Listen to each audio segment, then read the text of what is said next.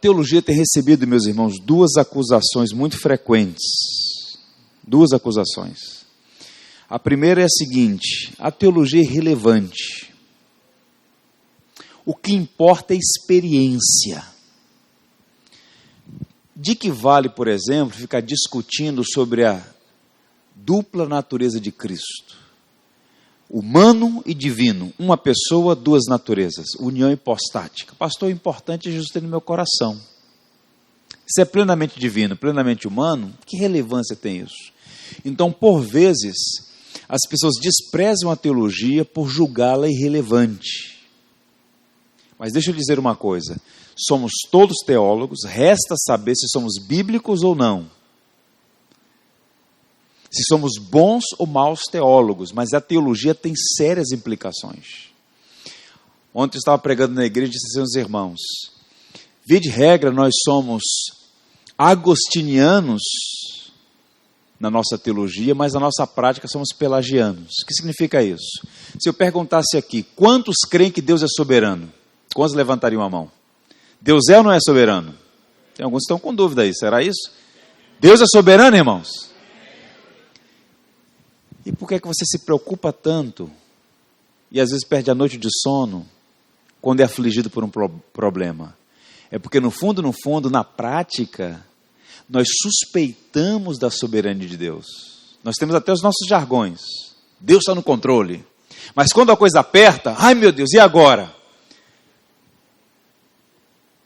Nós cantamos teologia, nós oramos teologia. Teologia não é irrelevante, muito pelo contrário. Francis Schaeffer dizia que o nosso modo de pensar influencia o nosso modo de agir. Por que eu posso descansar, mesmo quando tudo parece conspirar contra mim? Porque eu sei que Deus é soberano e me ama. Ele é infinito e pessoal. Teologia não é relevante, ela é importante. Há quem diga também, por exemplo, que a teologia deve ser desprezada, ignorada, colocada de lado, porque ela é beligerante. Pastor, teologia divide. Teologia gera problema, doutrina, para que isso? O importante é ser práticos, deixemos a teologia de lado. Deixa eu lhe dizer uma coisa, que você não pode perder isso de vista. A teologia não pode ser vista como um hobby, uma coisa que você faz quando tem uma hora vaga. Quanto mais você dedicar tempo a estudar as Escrituras, a dialogar com a tradição da igreja, conhecer mais sobre a história do cristianismo, a doutrina cristã, você vai perceber que nós todos, em todas as partes, bebemos de uma única fonte. As divergências devem ser em questões secundárias, mas naquilo que é central, nós todos estamos unidos. Somos monoteístas trinitários, cremos no único Deus que é Pai, Filho e Espírito Santo. Nós cremos na suficiência da obra de Cristo para a nossa redenção, de modo que a doutrina cristã ela deve promover unidade e não divisão. Há um coração, Agostinho dizia que naquilo que é central, unidade, naquilo que é secundário, divergência, em todas as coisas, o amor. Mas por que razão as pessoas têm desprezado, têm achado irrelevante e algumas vezes o espírito beligerante da teologia? Nós vivemos num país em que boa parte dos cristãos evangélicos tem um espírito anti-intelectual, né? Então eles acham que o que é importante é ter uma experiência subjetiva, uma experiência do coração, repito. Mas a fé cristã ela é proposicional. Ela envolve a mente e o coração. Deus te deu uma capacidade intelectual que você não pode desprezar. Você tem que aproveitar essas oportunidades e continuar crescendo no conhecimento da palavra de Deus. Eu queria compartilhar com vocês alguns propósitos da teologia, né? Por que é que vale a pena gastar tempo, investir recursos, inclusive, no estudo da teologia? Alguns propósitos. Primeiro, a teologia serve à missão. A missão. Se alguém lhe perguntasse quais são os propósitos pelos quais a igreja existe, o que é que você diria? Via de regra, só existem 3 propósitos pelos quais a igreja cristã existe. 1 é eterno, 2 temporais. Em relação a Deus, em relação à própria igreja e em relação ao mundo. Em relação ao mundo, nós proclamamos o evangelho, nós evangelizamos as pessoas. Mas haverá um dia, uma hora e um momento em que a tarefa de evangelização se tornará desnecessária. Ou existe evangelização no céu? Não. A evangelização, a proclamação do evangelho é um propósito temporário. Haverá um dia, uma hora e um momento em que a pregação do evangelho cessará. Em relação aos fiéis, a missão da igreja é a catequese, a instrução. É o que está acontecendo aqui, por exemplo. É um ministério. A igreja reuniu um grupo de fiéis, um grupo de discípulos, para instruí-los, capacitá-los para o exercício da missão. Mas tanto a evangelização quanto a instrução da igreja obedece a um fim último, que é eterno, a adoração a Deus. O John Piper diz que o propósito principal da igreja é adorar a Deus por toda a eternidade. Nós evangelizamos para que mais pessoas adorem ao único, vivo e verdadeiro Deus. Nós instruímos a igreja para que ela adore a Deus com maior devoção e maior entendimento. Ou como disse Jesus, em espírito e em verdade, com as emoções e com o entendimento. De modo que quando a pessoa, quando o cristão, quando o discípulo de Jesus dedica-se à boa teologia, ele está sendo preparado para o exercício da missão. Quer ver uma coisa? Vamos pegar o campo da evangelização. Alguns anos atrás colocaram uma placa na porta da UFRJ, uma faixa. A faixa dizia assim: Jesus é a solução. E aí algum universitário chegou e pichou embaixo assim: mas qual é o problema? Porque a nossa evangelização é deficitária. A gente já corre para dizer: Jesus te ama, Jesus quer te salvar. Mas alguém só clama por um Salvador se sentir perdida. Por isso o chefe dizia: antes, se ele tivesse 1 hora para evangelizar alguém, ele gastaria 45 minutos falando sobre a lei e só apenas 15 minutos sobre a graça. Porque nós precisamos aprender a evangelizar. E o homem que aí está, ele não quer Deus. Ele precisa ser primeiro golpeado pela espada da lei, para que o evangelho da graça possa curá-lo. De modo que a boa teologia, uma compreensão de que é o homem, o que o pecado fez com o homem, porque Deus se fez homem, morreu naquela cruz, a fim de redimir. Portanto, a teologia ela acaba nos capacitando para o exercício da missão. O John Mackay, que foi um grande professor de teologia nos Estados Unidos, ele dizia o seguinte: ouçam, a teologia, os teólogos e os seminários teológicos devem, portanto, ser missionários. A igreja não tem hoje, diante de si, uma tarefa missionária mais importante que a tarefa teológica.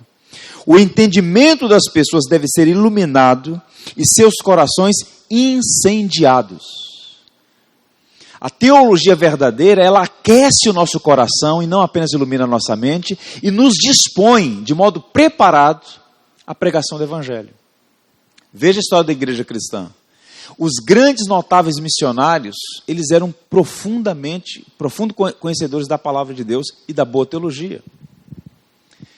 Eu estava recentemente num país, no norte do Peru, fronteira com o Equador, um lugar chamado Piura. Piura é a região mais pobre do Peru. Lá existe o 5º maior deserto do mundo, o deserto de Sechura. As nossas favelas aqui são um luxo perto das favelas de Piura, que são construídas sobre a areia do deserto. Não há água, não há energia elétrica, barracos de pedaços de madeira com lona, uma coisa assim terrível. E naquela região muito empobrecida no norte do Peru, a igreja chegou. E na parte mais organizada daquela comunidade, a Igreja Batista Missionária de Piura. E lá estávamos fazendo uma conferência na capital, no centro, e fomos conhecer essa região chamada Península. E aí realizávamos o culto à noite, convidávamos as pessoas, evangelizávamos nas casas, os irmãos se prepararam por longas semanas. E aí eu vi um obreiro chamado Camilo, sempre bem vestido, chegava cedo para organizar as coisas, com uma alegria impressionante. Eu fiquei encantado com aquele cidadão. E ele falou: pastor, gostaria que vocês, os missionários, fossem à minha casa, fazer uma refeição. Minha família ficaria muito feliz se recebesse vocês. Éramos 5. E fomos à casa dele. Meus irmãos, fiquei constrangido. O piso da casa dele, areia do deserto. Mas as coisas tudo organizadas. Ele colocou lá uma mesa para a gente, tomamos um café. E no centro da sala, literalmente uma mesinha assim no centro, a Bíblia e uma teologia sistemática do Wayne Grudem. Ele dizia, com a Bíblia e um livro de teologia sistemática, eu estou catequizando a minha família, evangelizando meus vizinhos.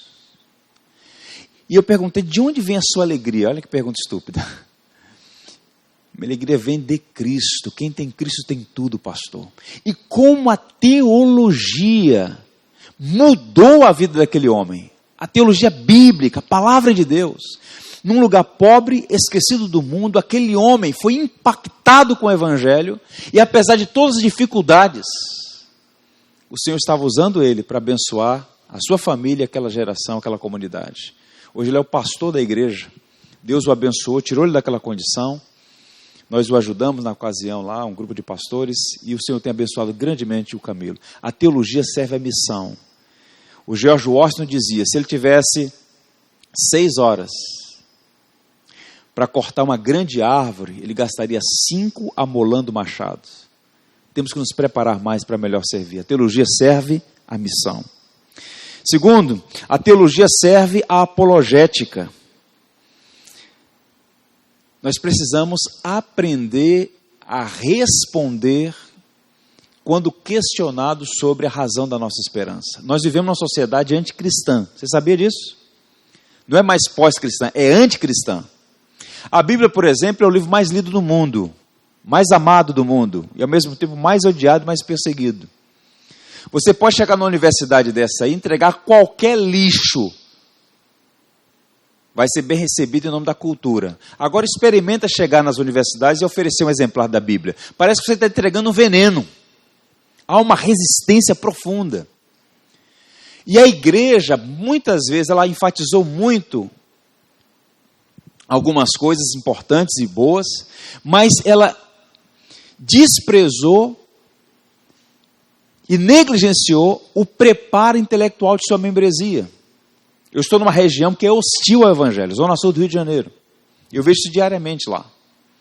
E o que eu percebo? Às vezes nas próprias igrejas, os pais criando uma dificuldade para os próprios filhos. Se você é pai, por exemplo, mãe, você quer o melhor para o seu filho. Então, o que você pensa? Eu quero dar para o meu filho as oportunidades para ele crescer. Uma boa escola, 1 ou 2 idiomas, vai aprender inglês, espanhol, francês, alguma coisa, um curso técnico, uma boa faculdade. Então você se esforça e coloca seu filho nas melhores escolas, nas melhores universidades. Mas deixa eu dizer uma coisa. Se seu filho não tiver uma cosmovisão cristã, se ele não tiver um fundamento sobre o qual ele possa construir, ele vai ser devorado nas escolas, nas universidades. Porque enquanto as igrejas ficam ensinando, Jesus te ama e tem um plano na sua vida, sem dar subsídio intelectual, nas escolas e nas universidades, seus filhos serão devorados. Devorados. Eu estava falando num curso, na formatura, ainda há pouco comentei com o Mateus, numa formatura de um curso de medicina, na Candelária. Grupo grande de médicos, boa parte desses estudantes de medicina são filhos de médicos. A igreja lotada. Eu falei sobre o perfil do médico que o Brasil precisa. Terminada a cerimônia, alguns pais vieram me cumprimentar, estava ali junto com outros familiares e amigos, e um pai veio com lágrimas, disse, pastor, obrigado por sua palavra, eu queria que o irmão orasse por mim e por minha família. Quantas vezes eu disse para minha filha, não vá para a igreja hoje, estude que amanhã vai ser semana de prova. E minha filha então, eu valorizei mais os estudos do que a formação espiritual, bíblica da minha filha. Levei minha filha para a faculdade, chegou na faculdade, ela teve acesso a certas ideologias. Hoje a minha filha afirma que é agnóstica. Ela não nega a existência de Deus, mas diz que Deus é impossível de conhecer. E eu trocaria o diploma de medicina da minha filha por um certificado de batismo, pelo fato de ela ser uma serva de Deus vivo. Eu não preparei a minha filha para um mundo que é hostil ao evangelho. Nós precisamos ter uma cosmovisão cristã. A teologia serve à apologética também, à defesa da fé. Ser cristão não é acreditar que um triângulo é redondo. Você não vai ouvir isso na mídia, você não vai ver isso na Rede Globo. 63% dos ganhadores do prêmio Nobel são cristãos. Já ouviu falar nisso, não? 50 dos maiores cientistas da história eram cristãos, católicos e protestantes ou judeus. Você não ouve falar nisso. O que é que você ouve? Cristianismo é coisa para pobre, para ignorante, para gente desqualificada. Quando, na verdade, a fé cristã é uma coisa maravilhosa. E nós precisamos aprofundar o nosso entendimento sobre isso. O Francis Schaeffer, falando na Universidade de Sorbonne, uma grande universidade na França, ele disse assim: o cristianismo não é uma série de verdades no plural, mas a verdade escrita com V maiúsculo é a verdade sobre a realidade total, não apenas sobre assuntos religiosos. Portanto, não caia no fideísmo, aquela ideia da fé cega. Não, a nossa fé é inteligente, ela é racional. E quando a gente vai estudar a história do cristianismo, as grandes universidades foram formadas por cristãos. A grande universidade de Harvard, uma das maiores do mundo, as mais excelentes, foi fundada por um pastor, John Harvard. E o lema da universidade qual era? Cristo é a verdade. O lema da universidade. Depois foi secularizada, tiraram o Cristo, hoje o lema é só verdade. Mas começou com a fé cristã, começaram com os cristãos. Então, assim, a teologia serve à apologética. Nós precisamos ter uma cosmovisão cristã. Se nós fizermos isso, se não fizermos isso, sabe o que vai acontecer? É o que está acontecendo já. De segunda a sexta é darwinista. No domingo vem cantar um hino ao Deus Criador. Nós precisamos responder inteligentemente sobre a razão da nossa esperança. A teologia serve para isso. Aqui você vai estudar cosmovisão, teologia bíblica, teologia sistemática, história da igreja, aprender a dialogar num mundo, repito, cada vez mais hostil à fé cristã. A teologia serve à ética. Sabia disso? A cultura do jeitinho brasileiro, meus irmãos, é um sinal de decadência moral. Não apenas a classe política e outras lideranças nacionais, mas o povo brasileiro está no DNA uma corrupção sistêmica, endêmica. E a teologia bíblica, ela acaba sendo um instrumento na mão da providência para corrigir deficiências no modo de pensar que acabam influenciando o modo de agir. A jornalista Délis Ortiz escreveu um artigo há muitos anos atrás para uma revista. Ela contou uma coisa muito curiosa que revela um pouco do espírito brasileiro. Ela pegou um táxi aqui no Galeão com destino a Ipanema.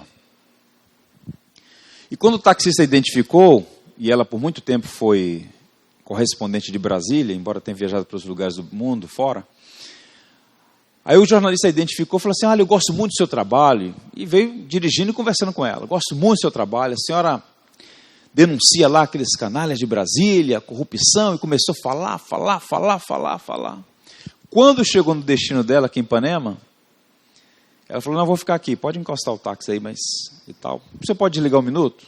Ele desligou. Agora eu queria que o senhor virasse um minuto e olhasse para mim. Ela estava no banco de trás, ele à frente, ele olhou para ela, e ela disse assim: olha, o senhor veio a viagem inteira falando mal de Brasília. Falando mal dos políticos, usando até palavras de baixo escalão. Mas eu preciso lhe dizer uma coisa olhando nos seus olhos. O senhor não é melhor do que aqueles homens. Eu estou em Brasília, mas sou do Rio. O senhor colocou bandeira 2 no dia comum e fez o caminho mais longo. A diferença é que lá estão roubando 1 milhão, aqui o senhor está me roubando R$20 a mais. É nessa cultura do jeitinho brasileiro que a igreja está inserida. E tem muito cristão evangélico que não vê mal nenhum no atestado médico fraudulento, numa gatunete em casa, compra 5 pães e o cara coloca 7. Não, isso aí é bênção de Deus, né? Por quê? Falta-nos ética.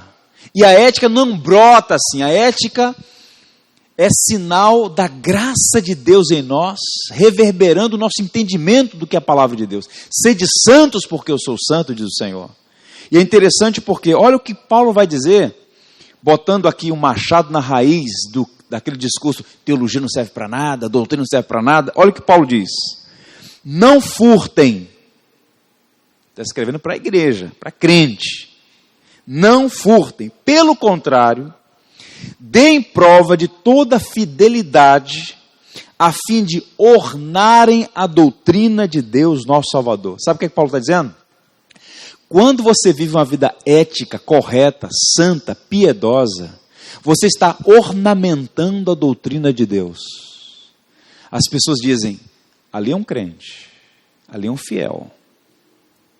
Deus é glorificado quando você vive uma vida santa e piedosa. E a doutrina, a teologia, é a base a partir da qual Deus vai modelando o nosso caráter. Não foi isso que Jesus ensinou? Santifica-os na verdade, a tua palavra é a verdade. Então a teologia serve à ética. O Lloyd Jones, o grande pregador de Westminster, dizia: o caráter e a natureza da vida que devo viver são determinados pela doutrina e resultam da aplicação da doutrina. A santificação não é um dom a ser recebido, é antes algo que tem que ser desenvolvido à luz da doutrina. Eu quero recomendar um livro para vocês, do Walter Kaiser Jr., está ali na livraria. Ética cristã. Temas como aborto, eutanásia, liberação de drogas, tantos outros temas. Ele vai tratar isso à luz da teologia. A teologia serve à ética. Contra a cultura, do David Platt, outro livraço, ele mostrando claramente que a teologia é fundamental para construir uma ética que glorifica a Deus, sobretudo num país como o nosso, um país do jeitinho brasileiro. E mais, a teologia serve ao pastorado. Necessitamos de homens de Deus e não de teólogos. A gente ouve isso aí todo dia. Porque houve um divórcio entre a teologia e o pastorado. Mas quando a gente vai para a Bíblia, todo pastor é um teólogo. Pastores / mestres. O pastor é necessariamente um mestre. Resta saber se ele é um bom mestre ou um péssimo mestre, mas ele deve ser um bom mestre. De modo que a teologia serve ao pastorado. Não apenas do pastor ordenado, aquele que ensina publicamente, como um pastor titular de uma igreja, mas no exercício do pastoreio mútuo na igreja. Nós precisamos da boa teologia. O que a gente está vendo hoje aí é um pragmatismo evangélico perigosíssimo, que tem prejudicado muito a igreja de Jesus. Quando você vai para o Novo Testamento, observe, pastor não é título, pastor é dom. Deus pega a igreja e entre todos aqueles que ali estão, ovelhas, discípulos de Jesus, o Senhor concede dons espirituais às pessoas. E um dos dons é o dom de pastorear, que significa poimenia, ou poimênica, cuidar de pessoas. E um dos critérios para identificar um pastor é a capacidade de ensinar. Lembra dos critérios que Paulo estabeleceu? Habilidades, critérios sobre a relação dele com a família, o testemunho para os de fora. E Paulo diz, olha, que não seja neófito, recém-convertido. E Paulo diz, apto para ensinar. O pastor precisa ser alguém preparado para ensinar. Agora, como é que ele vai ensinar se ele não conhece? Não é? Quem para de aprender, deixa de ensinar. Nós precisamos aprender todo dia, estudar sempre, irmãos. Lembra de Paulo na última carta dele? Paulo estava preso, com a espada no pescoço, e iria morrer algumas semanas depois. O que é que ele fala para Timóteo? Traz os pergaminhos, traz os livros. Até a última hora, Paulo estava estudando. Se Paulo estava estudando na prisão, imagine nós, precisamos ler, estudar, aprender mais para melhor servir. Pega, por exemplo, a grande crise que nós temos hoje no Brasil, a falta de pregadores. Você tem muita autobiografia, né, muito testemunho, muita falação, muita piada, muita conversa fiada, muita sopa rala, mas falta instrução. As pessoas passam tantos anos na igreja e não conhecem as doutrinas mais basilares, porque faltam pregadores. Hoje nós temos boa parte dos púlpitos ensinando o sermão de 3 pontos. Você conhece o sermão de 3 pontos? Lê o texto, sai do texto e nunca mais volta para o texto. Tem aquele camarada que usa o texto apenas como um pretexto. Aí ele conta as histórias dele, estava vindo para cá, o pneu do carro furou, foi o diabo, ele começa a contar sobre a história, gasta 20 minutos contando a história do pneu do carro que furou. Aí no meio da história ele conta uma piada, depois ele conta, aí coloca uma música de fundo e tal, 40 minutos, aí as pessoas saem da igreja vazias, rasas, superficiais. E qual é o cenário que a gente está vendo aí? Não é esse? A teologia serve ao pastorado. Nós precisamos de homens mais preparados. A tarefa é grande. É bem verdade que homens simples, sem muitos recursos, podem e muitas vezes são usados poderosamente por Deus. Mas se você tem condições de estudar, de crescer, a teologia serve ao pastorado. Não podemos nos esquecer disso. E mais, a teologia serve à piedade. O que é piedade? A devoção, a afeição pelo Senhor. Deixa eu lhe dizer uma coisa de coração. Deus não é uma tese que a gente defende. Deus não é colocado sobre a mesa, a gente disseca como se pudéssemos examinar Deus. Deus é uma pessoa com a qual nos relacionamos por meio de Jesus Cristo, seu Filho, Deus Pai bendito, iluminados pelo Santo Espírito da verdade. Quando Santo Agostinho, na sua crise de conversão, chega na Itália, primeiro em Milão, primeiro em Roma, depois em Milão, ele está numa crise profunda porque todos os caminhos que ele buscou não preencheram o seu coração. E de repente ele ouve falar da fama de Ambrósio, grande pregador de Milão, um grande orador, e ele ia para a igreja para ouvir, não o conteúdo da pregação, mas a maneira como Ambrósio falava, um habilidoso proclamador do Evangelho. Mas só que com o tempo, disse Agostinho, ele deixou de ver a forma como Ambrósio pregava para prestar atenção no conteúdo, na mensagem. E um dia ele procurou Ambrósio para uma audiência e falou: olha, eu tenho lido, eu tenho buscado, mas eu não consigo entender. Eu não consigo encontrar a verdade. E aí Ambrósio teria dito para Santo Agostinho: a verdade é uma pessoa, não é você que a encontra, é ela que te alcança. Cristo é a verdade, ele mesmo disse isso. E à medida que a gente vai estudando teologia, boa teologia, nosso coração vai sendo aquecido. A gente começa a pensar no Deus que criou todas as coisas, no Deus soberano que nos amou tão intensamente que deu seu Filho por nós naquela cruz. Isso vai aquecendo o nosso coração. A verdadeira piedade é aquecida pela boa teologia, uma teologia que de fato quebranta o nosso coração e nos coloca aos pés do Senhor. O gigante John Murray disse assim: a teologia que não promove encontro com Deus vivo, e que seja um encontro com o Pai, o Filho e o Espírito Santo, na unidade que lhes pertence no mistério da Trindade, não é teologia cristã. A boa teologia deve produzir frutos em nós, e um primeiro fruto é isso, mais afeição por Deus. Quem é o Senhor? Amá-lo, estar afeiçoado a Ele. Portanto, a teologia cumpre alguns propósitos, e um desses propósitos é a piedade, a devoção pelo Senhor. Quando alguém começa a estudar teologia, começa a ficar muito arrogante, muito pretensioso, muito patrulheiro teológico da vida dos outros, conheceu pouco. Porque quanto mais você conhece a verdadeira teologia, a boa teologia, mais simples, mais humilde, mais servidor, mais evangelizador, mais adorador consistente você se torna. Basta observar homens gigantes da história. Pega, por exemplo, o saudoso Russell Shedd, que era capaz de chegar num púlpito, abrir o Novo Testamento em grego, ler o texto, expor o texto sem uma anotação. Um homem com simplicidade, com humildade, um servidor, que serviu por tantos anos no nosso país, conhecia profundamente teologia, mas era piedoso, um servo, abençoava vidas. Então, teólogos arrogantes não devem ser usados como referenciais para nós. A boa teologia promove quebrantamento, humildade, um espírito servidor, promove piedade. Homens como, por exemplo, Jonathan Edwards, o grande teólogo das Américas, um homem que tinha uma capacidade intelectual impressionante, ao mesmo tempo um homem devoto em oração e em piedade. Mark Lloyd Jones e tantos outros. Portanto, não se assuste com a teologia. A verdadeira teologia vai, na verdade, encorajá-lo a conhecer mais o Senhor, amá-lo, devotar sua vida a Ele, servir a igreja de Jesus Cristo. Eu queria fazer aqui algumas aplicações como encorajamento a vocês nessa primeira fase da jornada desses estudos teológicos. A primeira é a seguinte: nunca se esqueçam, crer é também pensar. Precisamos desenvolver uma fé que pensa e uma razão que crê. Crer é também pensar. Esse é o título de um livro do saudoso John Stott.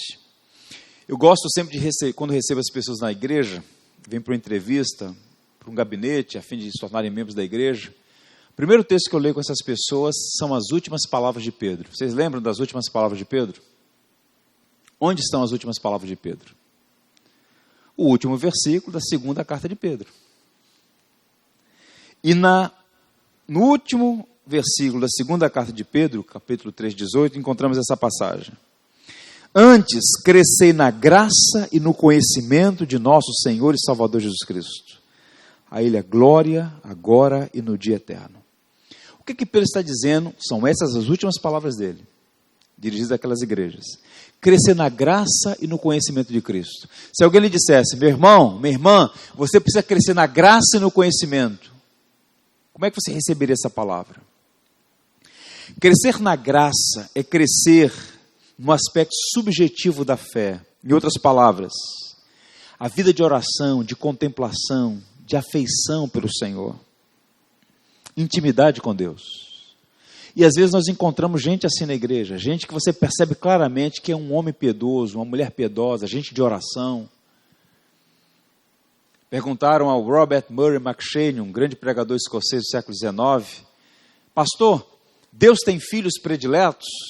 E o McCheyne disse, não, em Cristo somos todos filhos adotados por Deus, Deus nos trata de igual modo. Mas Deus tem amigos íntimos, nós somos chamados à comunhão com o Senhor, à intimidade com o Senhor. Como Spurgeon no seu diário, hoje pela manhã eu senti o abraço do meu Salvador. Comunhão. Vida no altar, unção de Deus. Então alguns desenvolvem isso. Tem aquela leitura devocional da palavra, da oração. Mas nós precisamos crescer também no conhecimento. Aí é o aspecto objetivo, que demanda o quê? Leitura, reflexão. A palavra foi dada a nós, a palavra inspirada por Deus. Quando nós abrimos a Bíblia, o Espírito Santo ilumina as nossas mentes e coração para compreender a sua palavra. Mas nós precisamos de mestres, dados por Deus à sua igreja. Homens que sabem mais do que você, que sabem mais do que eu. Gigantes. Boa literatura, bons livros, boa pregação, para que possamos crescer no conhecimento da palavra de Deus. Agora, qual o problema? Divórcio. Às vezes você encontra aquele indivíduo que conhece tudo de teologia, mas você olha assim e fala, esse homem não anda com Deus, não. Esse aí não sabe o que é dobrar de joelhos, não. Ou como dizia o reverendo Antônio Elias, né? Foi perguntado ao reverendo Antônio Elias, que é unção, pastor? Ele disse, meu filho, eu não sei o que é unção, não, mas eu só sei dizer que uns são, outros não. Você sabe quem tem graça, quem tem a graça de Deus sobre si. Como? Joelhos no chão, buscar o Senhor, disciplinas espirituais. Mas alguns fazem isso em detrimento da teologia. Vamos unir as duas coisas. Luz e fogo, dizia o Spurgeon. Luz e fogo, teologia e oração. Saber e sabedoria. Ortodoxia e ortopraxia. Nós precisamos das duas coisas juntas. Segundo, a fé cristã valoriza a mente e respeita a inteligência. Nós precisamos desenvolver uma fé que vê o intelecto como um dom de Deus. Você recebeu um dom, a capacidade de raciocinar. Vocês já viram uma colmeia? Colmeia, abelha.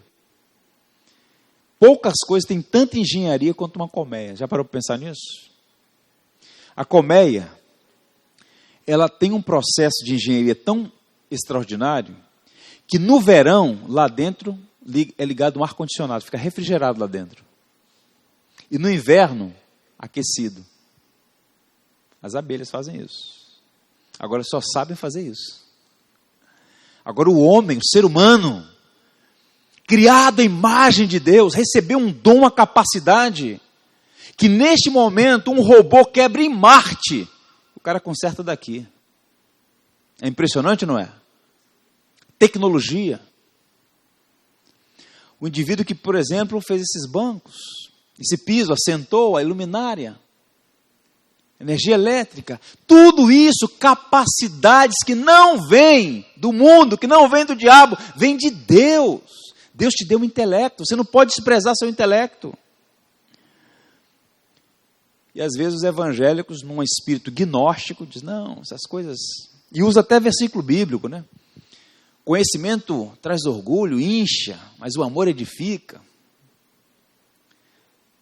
Bem, deixa eu ler para você um versículo que Paulo vai falar claramente para Timóteo sobre o intelecto como um dom de Deus. Vou ler para os irmãos. 2 Timóteo 2,7 diz assim: pondera o que acabo de dizer, porque o Senhor te dará compreensão em todas as coisas.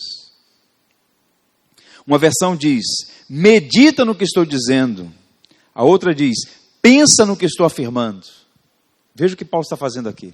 Paulo deu um ensino a Timóteo e diz assim, agora pensa, reflete, medita, pondera, e o Senhor te dará compreensão. Paulo falou para Timóteo, olha, fecha os olhos, faz assim com as mãos, e espera que o Espírito Santo vai começar a soprar no teu ouvido, e vai te dando entendimento. Ele não disse isso para Timóteo. Ele disse, olha, pensa, reflete, medita, e o Senhor vai te dar entendimento. Paulo está dizendo para Timóteo, valoriza o intelecto, a capacidade que o Senhor te deu. Jesus Cristo nos ensinou assim, meus irmãos, que devemos amar a Deus de todo o nosso coração, de toda a nossa alma, de todo o nosso entendimento. Vou falar mais sobre isso daqui a pouco. Lá no seminário, tinha um cidadão que era uma figura. Pensa numa figura. Agora ele leva a 10ª potência, esse camarada. E aí nós estávamos uma vez discutindo na sala de aula sobre a união hipostática de Cristo, o debate cristológico do 4º, 5º século, temas densos. Ele parou assim na aula, professor, vamos parar com isso aí, é muito complicado, é mistério. Eu vou fazer uma pergunta para o senhor. Se eu responder, a gente continua esse debate. O senhor explica como é que uma vaca preta come grama verde e dá leite branco? Ah, sim, pastor, é mistério, ninguém entende não. Vamos para frente, vamos evangelizar, vamos ganhar uma para Jesus. Em outras palavras, é absurdo, não dá para entender. Gastar tempo com essas reflexões teológicas para quê? É a ideia do salto no escuro. Nossa vocação não é para dar salto no escuro. Há mistérios, há coisas que são insondáveis. Quem aqui pode entender como um só Deus, ao mesmo tempo é 3? Quem aqui pode entender que aquela criança, na manjedoura, batendo as perninhas e balbuciando as primeiras palavrinhas, é o agente através do qual todo o universo foi criado? É um mistério ou não é? Mas não é porque é misterioso, insondável, que é irracional e ilógico. Deus nunca chamou você para acreditar que um triângulo é redondo. Deus nunca humilha e anula a nossa inteligência. Deus nos deu capacidades, pondera, medita, reflete, pensa, e o Senhor vai te dar compreensão. O indivíduo fala, pastor, essa doutrina da Trindade é um negócio meio complicado. Eu falei, é mesmo? É, pastor. Leu 2 artigos de 2 páginas na internet e acho que é complicado. Deixa eu lhe dizer uma coisa, Agostinho, um dos grandes homens que sistematizou a doutrina da Trindade, gastou 14 anos pensando, orando e escrevendo sobre isso, para publicar o livro dele, Trindade. E você quer entender o mistério em 2 semanas. É isso mesmo? Ler, refletir, pensar, dialogar com a tradição da igreja.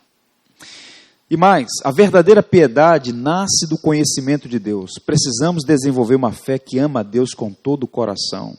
Aí aquele texto que eu li para os irmãos, lá em Lucas. Respondeu Jesus, amarás o Senhor teu Deus de todo o teu coração, de toda a tua alma, de todas as tuas forças, de todo o teu entendimento. Como é que nós amamos a Deus com todo entendimento?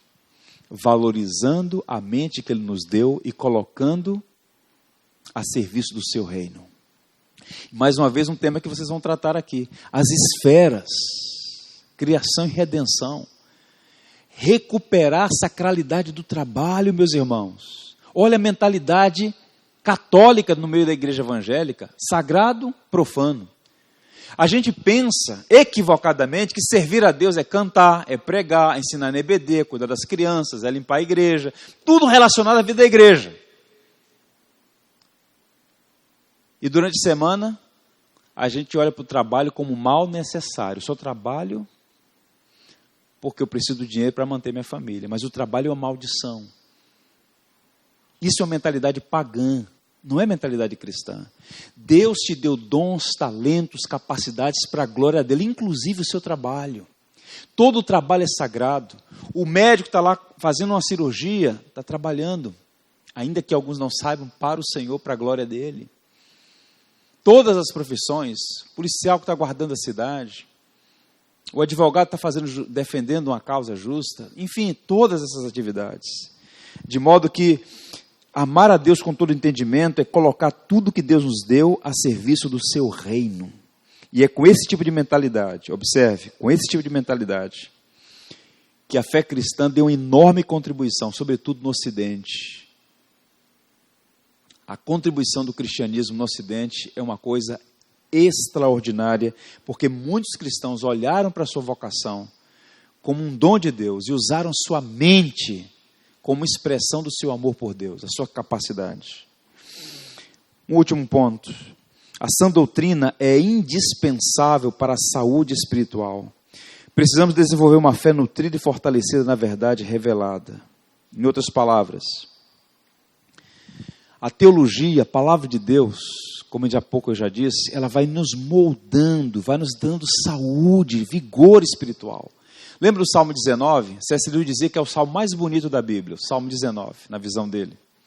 E há uma parte no Salmo 19 que diz assim: a lei do Senhor é perfeita e restaura a alma. Coisa linda, né? Restaura a alma. Santifica-os na verdade, a tua palavra é a verdade. Sã doutrina. Calvino dizia, sã doutrina porque promove saúde. E aqui uma boa pista para nós. Se uma teologia não está promovendo saúde na sua vida, não é boa teologia. Se te torna sectário, problemático, marrento, patrulheiro teológico da vida dos outros, isso não é teologia. Porque a boa teologia nos molda a imagem de Cristo, porque é a palavra de Deus sistematizada. Mais servidor, mais gentil, mais humano, mais servidor, mais gracioso. Nós precisamos disso, que a sã doutrina é indispensável para a vida da igreja. Bernardo de Claraval dizia o seguinte, eu vou ler para vocês um trechinho, caminhando para o final. Vou ler pausadamente, vejam isso aqui. Aos que adquirem conhecimento pelo valor do conhecimento. Isso é vaidade de baixo nível. Conhecer por conhecer, o cara fica ostentando diploma. Mas aos que desejam tê-lo para edificar outros, isso é amor. E há os que desejam para que eles mesmos sejam edificados, isso é sabedoria. Então, o propósito não é simplesmente para você falar, eu sei, e ganhar debate na internet, arrumar treta no Facebook. É para servir e abençoar. E nós precisamos da teologia para isso, para a glória do Deus eterno. Nem só de pão verá o homem, mas de toda palavra que procede da boca de Deus. Qual é o meu desejo e minha oração em favor dos irmãos? Que vocês valorizem essa oportunidade. Nas viagens que eu tenho feito, onde o Senhor tem permitido ir, eu tenho visto muita gente, como recentemente falando em Cabo Verde, na África, muita gente querendo uma oportunidade como essa e não tem. Valorizem, estudem, aproveitem.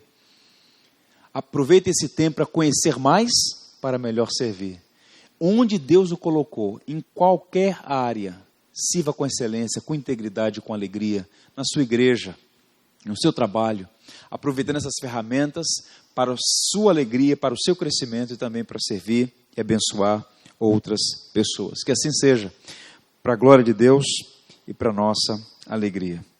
Eu encerro lendo a doxologia de Paulo aos Romanos e o faço para que o Senhor receba a glória em nossas vidas.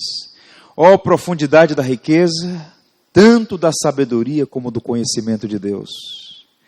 Quão insondáveis são os seus juízos e quão inescrutáveis seus caminhos. Quem, pois, conheceu a mente do Senhor? Ou quem foi o seu conselheiro? Ou quem primeiro deu a ele para que lhe se tenha restituído? Porque dele, por ele e para ele são todas as coisas. A ele a glória hoje e eternamente. Amém. Que o Senhor os abençoe.